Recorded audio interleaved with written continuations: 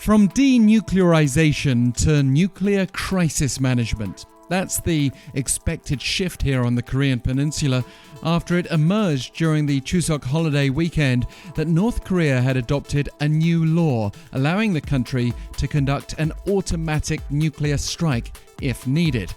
And with further disturbing news from the International Atomic Energy Agency, the IAEA, are we now in real danger of a nuclear war? According to North Korea's new law, it states that a nuclear strike can be automatically and immediately carried out if the country or leadership is endangered. But what would be considered a sufficient danger? The conditions laid out by the law suggest that such a level of threat might be arbitrarily decided if there is deemed to be an imminent attack, or if there is a crisis threatening national survival, or even if nuclear weapons are seen as a way to avoid a prolonged war. Naturally, another trigger would be an attempt to remove leader Kim-Jong-un from power.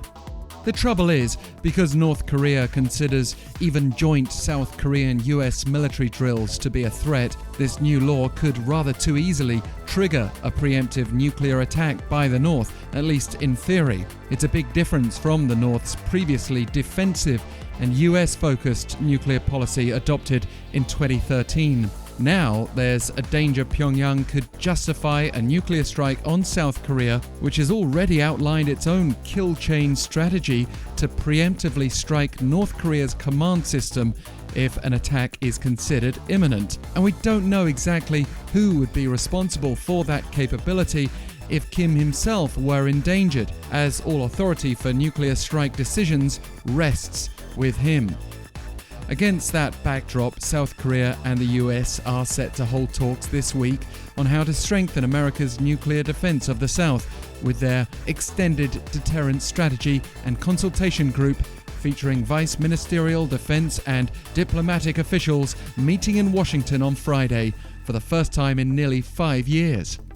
While there's always a danger of these tensions fueling an arms race, South Korean and American officials have already judged that North Korea is ready to conduct its 7th ever nuclear test, and first since 2017. And there are ongoing concerns around the North's nuclear development based on remarks by Rafael Grossi, Director General of the IAEA, which is the UN-nuclear-watchdog.